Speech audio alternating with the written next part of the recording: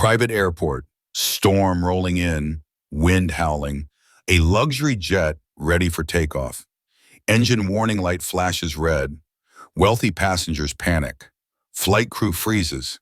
The engineering team rushes over, but nobody dares touch it. Too risky, $120 million. Then a single dad mechanic steps out, soaking wet, night shift, covered in grease. Airport manager shouts, "Don't touch that billionaire's jet!"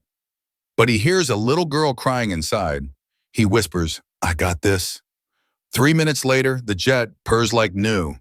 Then the billionaire owner arrives, stares at him like he's seeing a ghost. His name is Caleb Mercer, 38 years old, single dad, night shift mechanic at a private airport. The kind of guy everyone sees but nobody really notices. Worn work coveralls, hands permanently stained with grease. Quiet, keeps to himself, never brags about what he can do. This airport? It's where the ultra-rich gather, CEOs, billionaires, political power players, private jets lined up like luxury cars. And mechanics like Caleb? They're just background noise. He works the graveyard shift so he can be home when his 8-year-old son Leo gets off school. Every morning Caleb picks him up. Every evening he helps with homework. Every night before his shift, he tucks Leo into bed. Being a single dad means sacrificing the career he once had, but he'd do it 1,000 times over. One Tuesday night, the airport's cargo truck dies in the middle of the runway. The entire maintenance crew swarms around it. 20 minutes pass. Nothing works. Caleb walks over, listens for 10 seconds, says quietly, "Let me try." He pops the hood, adjusts one connection. 40 seconds later, the engine roars to life. One of the senior engineers laughs. "Lucky guess." Caleb doesn't respond. He never does. What they don't know, Caleb didn't guess. He heard the problem, a skill you only get from years of working on aircraft, military aircraft. But that's a life he doesn't talk about anymore. Every night before his shift, Caleb video calls Leo. It's their ritual. "Daddy fixes things so the sky stays safe," Caleb always says. Leo grins back through the screen. "Someday you'll fix a real jet, Daddy, a big one." Caleb just smiles. He used to fix fighter jets, back when he was in the Air Force, back before his wife died in a small plane accident, back before everything changed. He left that world behind to raise Leo, and he's never regretted it. But sometimes late at night when the airport is quiet and the jet sits silent on the tarmac, he remembers what it felt like. The precision, the focus, the high stakes. He misses it, not enough to go back, but enough to feel the ache. Tonight the airport is busier than usual. A parade of private jets coming and going. Caleb works in the back, lubricating landing gear, replacing filters, the invisible work that keeps everything running. Around midnight, his supervisor walks past, barely glances at him. "Mercer, check the fuel line on Bay 3 when you're done." "Yes, sir." That's how it always is. Orders without eye contact, respect without recognition. But Caleb doesn't need recognition. He needs steady work, health insurance, a paycheck that covers rent and Leo's school expenses. He learned a long time ago that being good at something doesn't mean people will see you, especially when you're covered in grease and working in the shadows. As Caleb finishes up Bay 3, he hears commotion near the main hangar. Voices rising, someone shouting. He wipes his hands on a rag and walks toward the noise. That's when he sees it, a massive private jet, sleek black exterior, gold trim, the kind that costs more than most people make in 10 lifetimes. And every single warning light on the control panel is flashing red. Subscribe if you believe quiet skill is still skill. The jet sits on the tarmac like a wounded beast, an Astrofalcon X9, $120 million of cutting-edge engineering. And right now, it's broken. The left engine warning system is screaming. Vibrations spike. Fuel pressure unstable. Possible bearing failure. Inside the cabin, wealthy passengers are losing their minds. "We have a meeting in Tokyo in 6 hours. Do you know how much this delay costs me?" "Get someone who knows what they're doing." The flight crew stands frozen. The co-pilot's hands are shaking. The captain keeps checking the readouts like they might change if he stares long enough. Because here's the thing, if they try to fix this wrong, the engine could explode. Not just damage the plane, kill everyone on board. The airport's entire engineering team surrounds the jet. 10 people, 20 years of combined experience, and not one of them wants to touch it. The head engineer shakes his head. We need to call the manufacturer. Get their specialist team out here. That's a 12-hour wait minimum. The passengers erupt, shouting, threatening lawsuits, demanding answers. That's when Caleb steps forward. He's been watching from the edge of the hangar, listening, observing, and he already knows what's wrong. He can hear it. Let me take a look, Caleb says quietly. The airport manager spins around. His name is Gerald, mid-50s, always wears expensive suits even at midnight, always treats mechanics like they're beneath him. Gerald's face goes red. Absolutely not. I just need 2 minutes. Mercer, this isn't one of your cargo trucks. This is a state-of-the-art private jet. You touch that engine and you're fired. You understand me? Caleb doesn't move. I understand. One of the passengers leans out of the cabin door, designer suit, Rolex on his wrist, voice dripping with contempt. Is that seriously your plan? Let some grease monkey poke around $100 million aircraft? Another passenger laughs. I'm not letting some low-level mechanic risk our lives. The words sting. But Caleb's used to it. He's about to turn away when he hears something that stops him cold. A child's voice crying, Mommy, is the plane going to fall? No, sweetie. We're okay. We're safe. But why is everyone yelling? Caleb closes his eyes. That voice, that fear, it takes him back. Back to the phone call he got 7 years ago, the one that shattered his world. His wife's plane had gone down. Engine failure. The pilot had panicked, made the wrong call. She didn't make it. Leo was only a year old.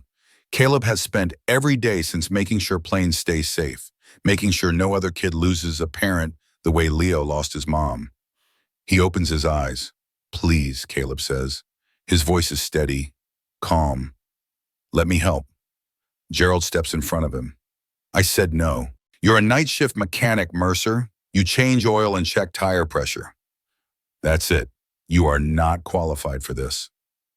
I am. Oh, really? And where exactly did you get certified to work on private jets? Caleb hesitates. He doesn't talk about his past, ever. But right now, there's a little girl on that plane who's scared. And he can fix this. I was an aircraft technician, Air Force, 8 years, specialized in turbine engines. The crowd goes silent. Gerald blinks. Yeah. What? I worked on F-16s, F-35s, fixed engines mid-deployment. I know turbines. One of the engineers speaks up. Then why are you working night shift at a private airport? Caleb doesn't answer that. It's none of their business. He walks toward the jet. Gerald grabs his arm. If you mess this up, Mercer, I will personally make sure you never work in aviation again. Caleb looks him in the eye. I won't mess it up. He climbs the service ladder, pops open the engine cowling, leans in. The other engineers watch, whispering, doubting. He's going to make it worse. No way he actually knows what he's doing. We're all getting fired for this. But Caleb isn't listening to them. He's listening to the engine, the faint hum of the turbine, the irregular vibration, the smell of burnt oil. And then he hears it, the thing nobody else caught. Harmonic imbalance on turbine shaft number 2. It's rare. Most mechanics would never recognize it. You can't see it on diagnostics. You have to feel it, hear it, know it. Caleb's hands move fast. He pulls out his multi-tool, reaches deep into the engine housing. The bearing ring has shifted, just 3 millimeters. But that's enough to throw off the entire balance. In 5 more minutes, it would have sparked, ignited the fuel line, caused a catastrophic failure. He adjusts the ring, resets the turbine shaft, checks the fuel pressure line, 90 seconds. He closes the cowling, climbs down. Try it now. The pilot hesitates, then climbs into the cockpit, flips the ignition. The engine roars to life, smooth, steady, perfect. Every warning light turns green. The entire airport goes silent. Gerald's mouth hangs open.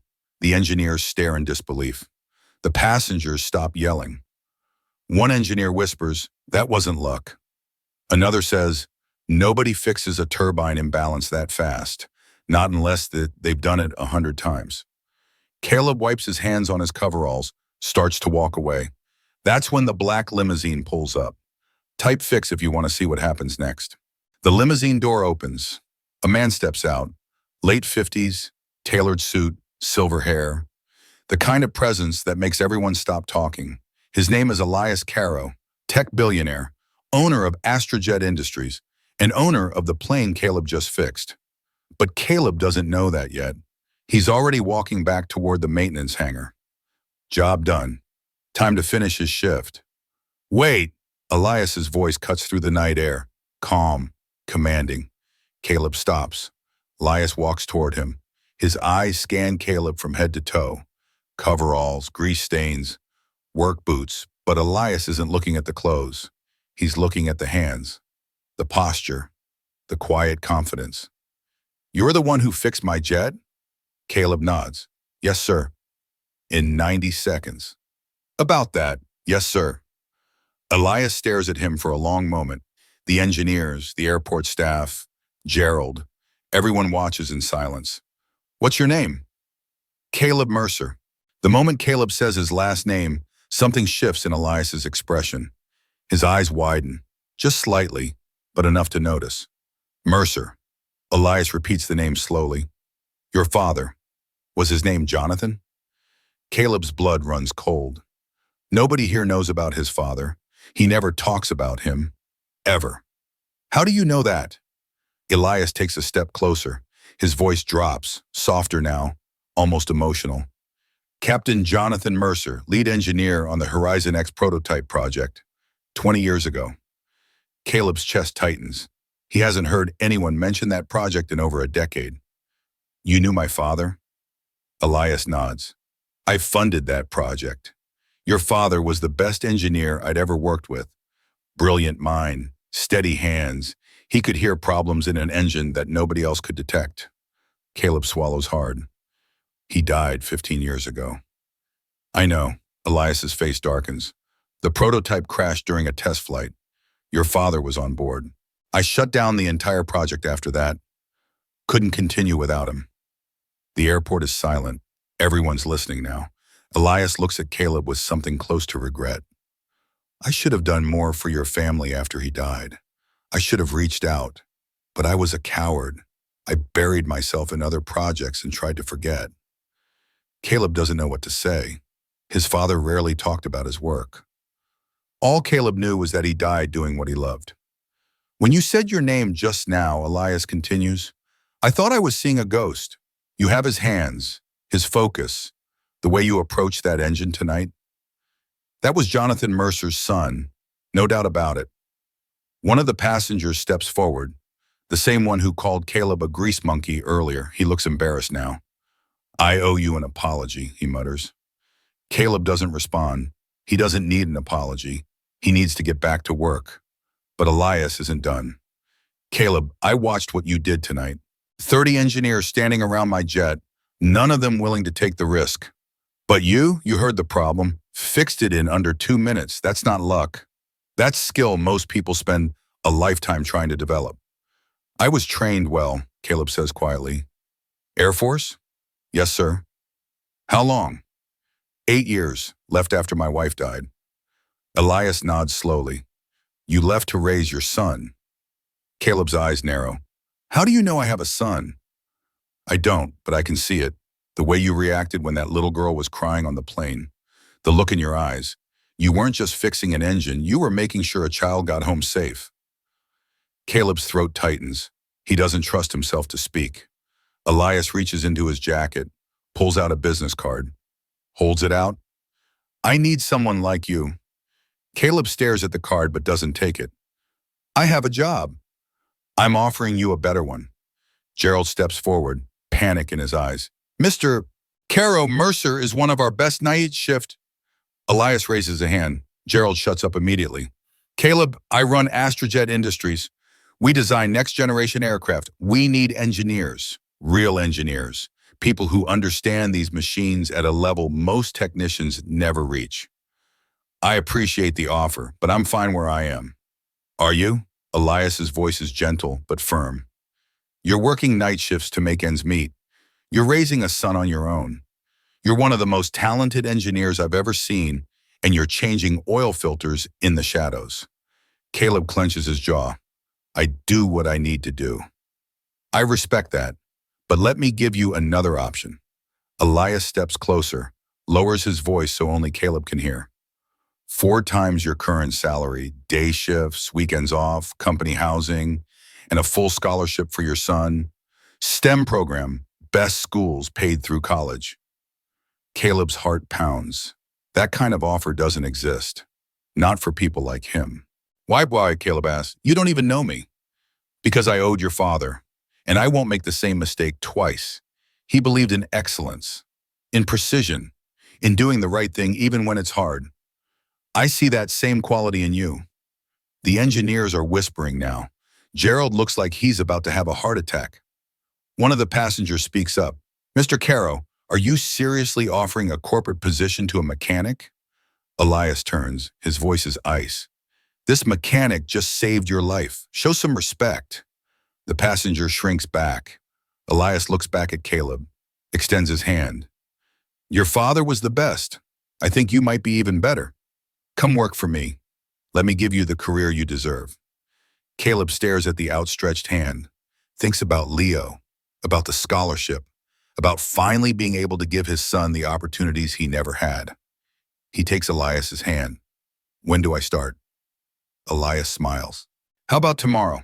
I'll have my team contact you in the morning. We'll handle everything. Housing, relocation, school enrollment. You just show up ready to build the future of aviation. The crowd erupts in whispers. Gerald looks devastated. The engineers look stunned. And Caleb? For the first time in 7 years, he feels something he thought he'd lost forever. Hope. As Elias walks back to his limousine, he pauses, turns back. Oh, and Caleb? Bring your son to the office next week. I'd like to meet him. Caleb nods, unable to speak. The limousine drives away, and Caleb stands there on the tarmac, grease on his hands, tears in his eyes, thinking about how one moment, one decision, one little girl crying on a plane changed everything. 1 month later, Caleb walks through the glass doors of Astrojet Industries headquarters. State-of-the-art facility, clean, bright, nothing like the cramped maintenance hangar he's used to. His new office overlooks the runway. Aircraft prototypes in various stages of development sit outside like sleeping giants. He's not changing oil filters anymore. He's designing the future. His official title? Lead Aviation Engineer, Advanced Systems Division. The team he works with? Former NASA engineers, MIT graduates, people with decades of experience, and they treat him like an equal. No, better than that, they treat him like he belongs, because he does. Every morning, Caleb drops Leo off at school, a private academy with a STEM focus, robotics lab, aviation program, teachers who actually care. Leo is thriving. Dad, we're building model jets in class today, Leo shouts as he jumps out of the car. Caleb smiles. Show me tonight. I will. Love you, Dad.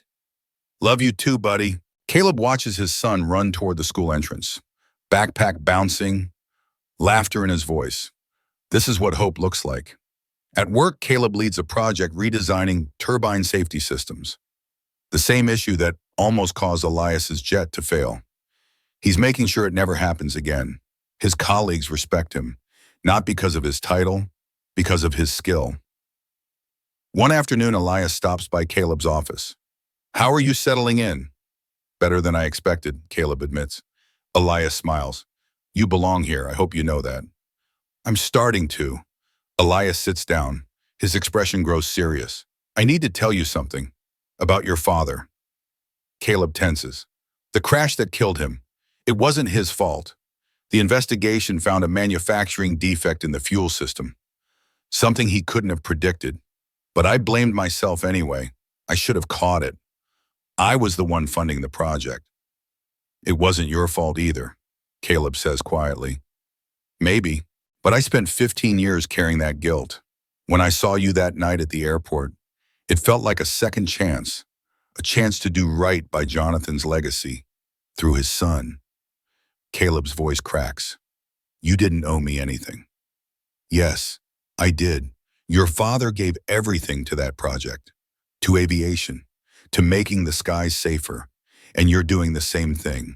I see him in you every single day. They sit in silence for a moment. Then Elias stands. There's someone I wanted you to meet next week. A little girl, the one who was crying on the plane that night. Her mother reached out to me. She wants to thank you. Caleb's heart skips. You don't have to arrange that.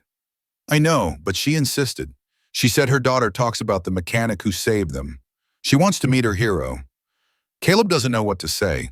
That night, Caleb and Leo sit at their new dining table in their new apartment. Company housing, 2 bedrooms, clean, safe, more than they ever had before. Leo is building a model airplane. His tongue sticks out in concentration. Dad? Yeah, buddy. Are you happy? Caleb looks at his son, really looks at him. The joy in his eyes, the confidence he's building, the future that's opening up in front of him. Yeah, Caleb says softly. I really am. Leo grins. Good, because you deserve it. Those words hit Caleb harder than anything else. Out of the mouths of 8-year-olds comes the purest truth. Later that night after Leo falls asleep, Caleb stands on the apartment balcony. The airport is visible in the distance. Jets taking off, landing, lights blinking against the dark sky. He thinks about the night everything changed. The storm, the broken jet, the little girl crying, the moment he decided to step forward instead of staying in the shadows. One decision, one moment of courage, and everything shifted. 6 months later, Caleb stands on the Astrojet runway, Leo beside him, Elias on his other side. In front of them sits a brand new aircraft prototype, sleek, powerful, revolutionary. The turbine system? Caleb designed it. Safety features that will change the industry, make flights safer, save lives. The little girl from that stormy night, she's here too, with her mother. They came to see the unveiling. She runs up to Caleb, tugs on his sleeve. You're the mechanic who saved us. Caleb kneels down, smiles. I just did my job. Mommy says you're a hero. Your mommy's very kind. The girl hugs him, quick, innocent, then runs back to her mother. Caleb stands. His eyes are wet. Elias turns to him. Ready to see her fly? Caleb nods. The test pilot climbs aboard. Engines roar to life. Smooth, steady, perfect. The plane lifts off, soars into the sky. Graceful, effortless. A testament to everything Caleb has learned. Everything his father taught him. Everything he's built. Leo's eyes are wide with wonder. Dad? You built that. We built that, Caleb corrects. A whole team. But you made it safe, just like you always do. Caleb kneels down, looks his son in the eye. You know what I learned, Leo? Heroes don't always wear capes. Sometimes they wear coveralls. Sometimes they're the ones nobody notices. But they show up anyway. They do the work. They care, and that matters more than anything. Leo throws his arms around his father's neck. I want to be like you when I grow up. Caleb's heart breaks, in the best way possible. You already are, buddy. Elias watches the moment. His face softens. Then he clears his throat. Caleb, I need to tell you something. Caleb stands, turns. I'm stepping back from day-to-day operations next year. The board and I have been discussing succession, and we're unanimous. Caleb's stomach drops. Sir, we want you to take over as Director of Engineering, full authority over all aviation projects. You'll lead the division that builds the future. Caleb can't breathe. I've only been here 6 months. And in those 6 months, you've revolutionized our safety protocols, designed a turbine system that will save countless lives, earned the respect of every engineer in this company. You've proven yourself 10 times over. I don't know what to say. Say yes. Your father would be proud. I know I am. Caleb's eyes fill with tears. He doesn't try to hide them anymore. Thank you, he whispers, for seeing me, for believing in me. No, Elias says quietly. Thank you for reminding me what matters. Skill over status, character over credentials. The quiet ones who show up and do the impossible. They shake hands, firm, respectful. The plane lands perfectly. Smooth touchdown, flawless execution. And Caleb Mercer, single dad, former night shift mechanic, son of a fallen engineer, finally understands his worth, not because someone gave him a title, but because he never stopped being exactly who he was. The man who fixes things, the man who shows up when it matters, the man who saves lives in the quiet moments when nobody's watching. Some men don't dream of the sky, but they become the reason others can reach it. Subscribe if you believe some hands don't just repair engines, they repair destinies.